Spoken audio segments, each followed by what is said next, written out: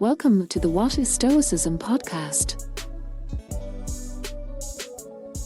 Epictetus was once approached by a man who pleaded with the Stoic philosopher and teacher to tell him how he could get his brother to stop being angry with him. Epictetus' response began as follows, quote, "Philosophy doesn't promise to help anyone get anything external. If it did, it would be taking on something extraneous to the material that's proper to it. Just as wood is a carpenter's material and bronze a sculptor's, so each individual's life is material for the art of living." End quote. When the man asked how he could use the material of his brother's life to end his anger, Epictetus clarified that his brother's life is material for his brother's art of living. To the man seeking advice, his brother's life is merely an external. We only have power, as Epictetus advised his student, over our own choices. Quote, "Under all circumstances, I shall keep the command centre aligned with nature."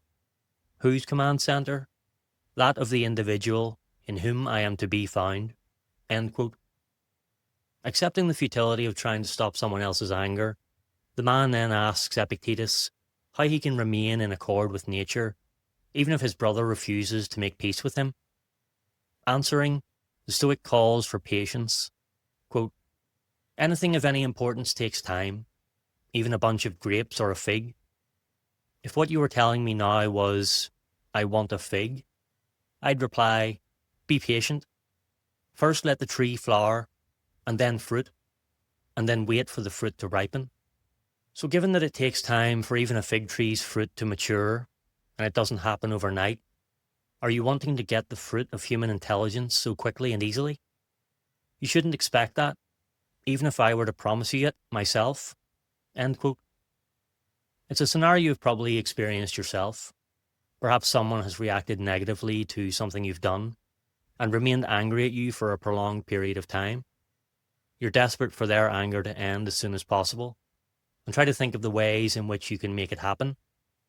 Ultimately, however, the anger ending is dependent on the person who is angry. Another Roman Stoic, Musonius Rufus, demonstrated the same principle on a much larger scale.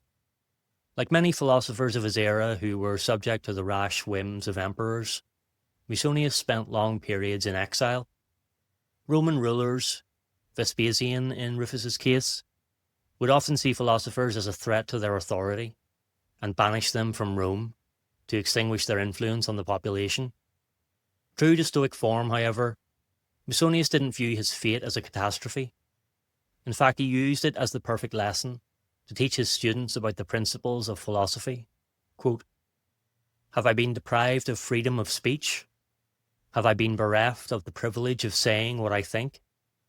Have you or anyone else ever seen me cringing before anyone just because I am in exile, or thinking that my lot is worse now than formerly? No, I'll wager that you would say that you have never seen me complaining or disheartened because of my banishment.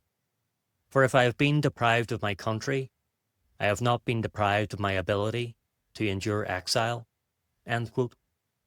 Sharing his own response to exile, Musonius displayed the Stoic attitude toward all external events.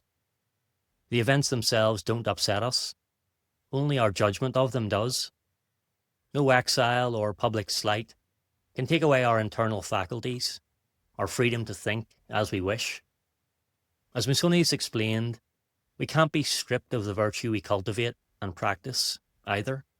Quote, "Certainly the exile is not prevented from possessing courage and justice simply because he is banished, nor self-control, nor understanding, nor any of the other virtues which, when present, serve to bring honour and benefit to a man and show him to be praiseworthy and of good repute, but when absent, serve to cause him harm and dishonour and show him to be wicked and of ill repute.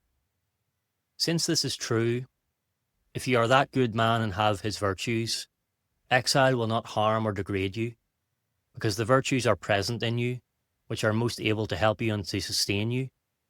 But if you are bad, it is the evil that harms you, and not exile, and the misery you feel in exile is the product of evil, not of exile." End quote. In place of exile, we can substitute any misfortune that might befall us today. Just as Epictetus taught that we can't command another person's anger to end, Musonius showed that we can't prevent external forces from banishing us, shaming us, or treating us unjustly. What we can do in both cases is remain patient, keep our command centre aligned with nature, and recognise that our character and our virtues are always within our control. Both philosophers remind us of the same enduring Stoic truth.